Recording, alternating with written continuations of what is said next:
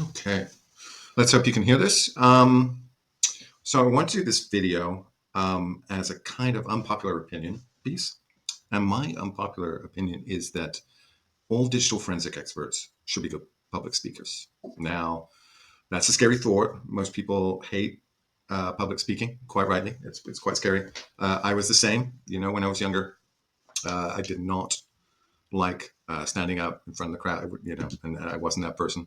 I kind of forced myself through attrition to be a little bit more outgoing like that. But yeah, I know it's not something, especially people that have chosen the digital forensic route or route, as my my mother would tell me to say it, are not necessarily the people that choose that outgoing. We chose a life in a darkened room with 400 monitors, complaining that it's not enough monitors, focusing on very detailed things. And it's very lucky that we do, because it's an amazing life that we've chosen. But um, I kind of learned this the hard way, and I'll get to that in a minute. When I started in digital forensics back in California, um, nobody wanted to testify. There were people there that have been, good examiners that never testified, or maybe testified once, and they did not want to do it. But I was doing criminal defense work and family law cases, and pretty much it's going to end up in court. It's very rare that everyone says, you're right. Let's just agree to disagree. And so very early on, I got to testify, and then after that, I became the person that testified before mine was the CV that got chosen. Um, and it was fine, and I learned a lot.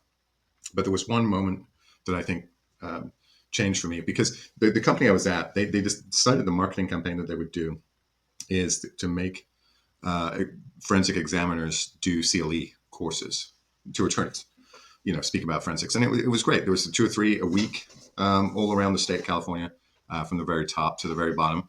And yeah, just talking about forensics. It was good. It was interesting. The attorneys found it really interesting.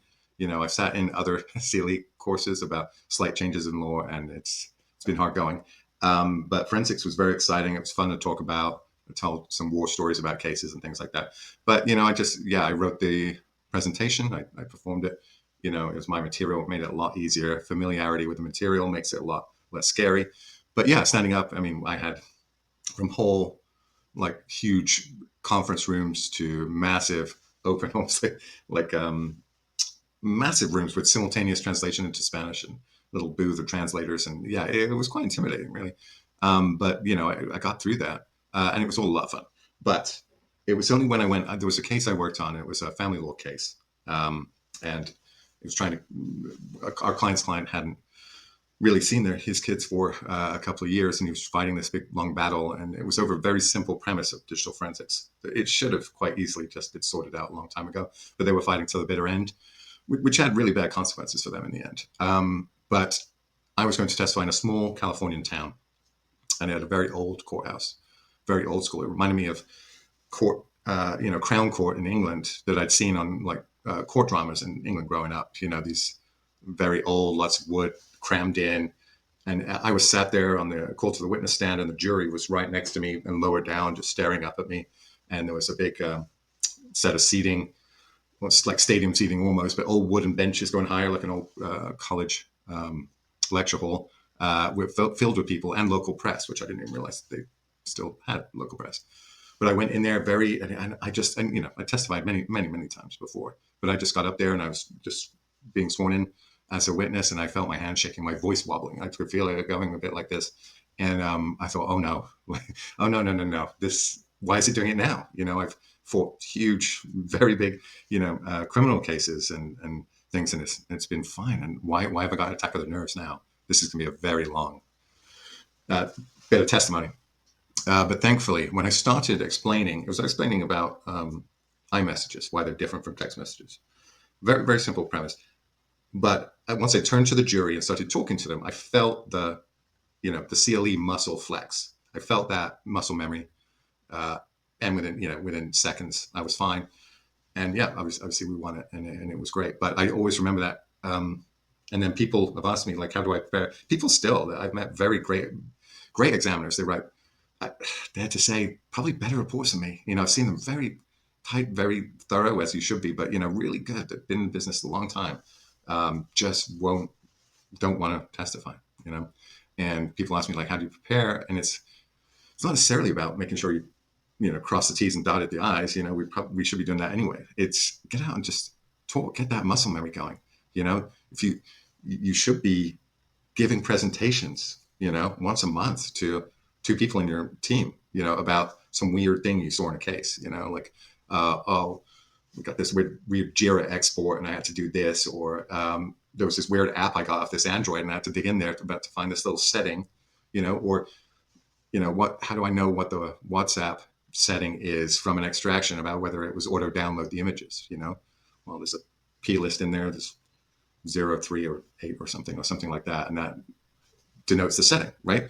We all learn these little niche things on the case we're working at, go talk, give a little talk in front of everyone. Because it will help that build that muscle memory about talking to people, and then build it up. And people are like, no, I sound like an idiot.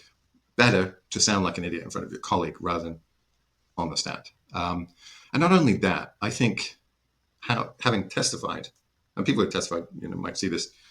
Well, I hopefully will agree. I don't think I'm unique in this. It's changed the way I write forensic reports, because having a knowledge of how you get questioned definitely makes you check different things than you would just on a forensic level. It's not necessarily about being accurate about what you find. You should, obviously double check that. You should know, oh, well, the path is going to include this and whatever. But there's certain maybe subtle assumptions being made that you get to learn what gets picked apart in cross-examination. It's not necessarily challenging what you found. It's a way you write your report and what it infers. And it definitely builds that skill set throughout your work by doing testimony. So you're missing out in a sense. And, your client's missing out unless you prepare the right way. So that's my unpopular opinion.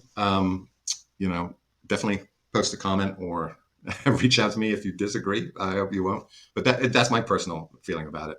Definitely try. I try and sign up for all kinds of things. And it still scares me a little bit. I'm a little bit worried.